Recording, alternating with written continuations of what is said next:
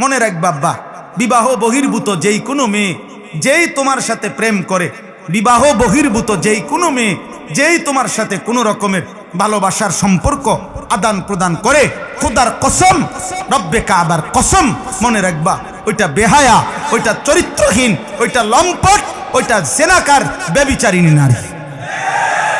বলে হুজুর, আমারে বলছে এক ছেলে, হুজুর ও আজকে 3 বছর সব সময় হিজাব পরে, আমার সাথে ছাড়া পৃথিবীর কারোর সাথে কথা বলেন। সুবহানাল্লাহ। আমনে আব্দুল কাদের জিলানীর স্বাস্থ্য ভাই, আমনে জোনায়েদ বাগদাদির একবারে হুয়া তো ভাই, আমনের লগে কথাগুলি গুণ হয় না। আমনের লগে যে 3 বছর কথাগুলি, এটা গুণা হয় না, এটা গুণা না, গুণা হইব অন্য মানুষের লগে কইলে। আস্তাগফিরুল্লাহ। আমি তখন ওই যুবককে বলছিলাম, যুবক শুনো, 3 বছর ধরে যেই মেয়ে বিবাহ বহির্ভূত তোমার সাথে সম্পর্ক, সে যদি হিজাব না, আমি বললাম আনিসুর রহমান, আমি বললাম সে যদি লেফও গাও দেয়, কম্বলও গাও দেয়, সে যদি লেফ কম্বল গাও দিয়েও থাকে, এরপরও সে বেহায়া বেহায়া বেহায়া চরিত্রহীন মেয়ে, চরিত্রহীন মেয়ে, চরিত্রহীন মেয়ে। ফাহিয়া জানিয়া, সে ব্যভিচারিণী নারী।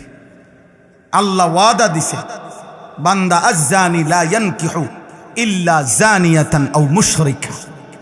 আল্লাহ বলছে, ওয়াদা দিছে, ব্যভিচারী পুরুষ বিবাহ করবে না।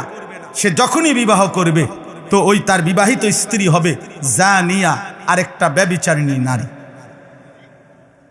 আও মুশরিকা, অথবা কোনো মুশরিক বেঈমান নারী।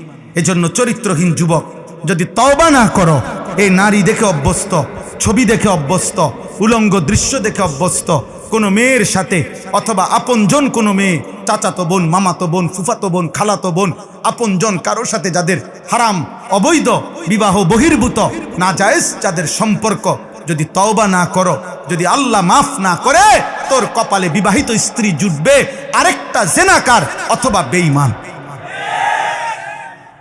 ওয়াজ-জানিয়াতু লা ইয়ানকিহুহা ইল্লা জানিন আও মুশরিক। আল্লাহ বলছে, ব্যভিচারিণী নারী তাকেও বিয়ে করবে না, যেই করবে সে ব্যভিচারী পুরুষ অথবা মুশরিক পুরুষ। ওয়াহুররিমা যালিকা আলাল মুমিনিন।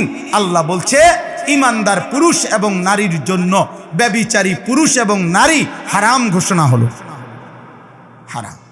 আরো শোনো যুবক, ইমাম শাফিঈ রাহমাতুল্লাহ আলাইহি বলছে, ইমাম শাফিঈ স্পষ্ট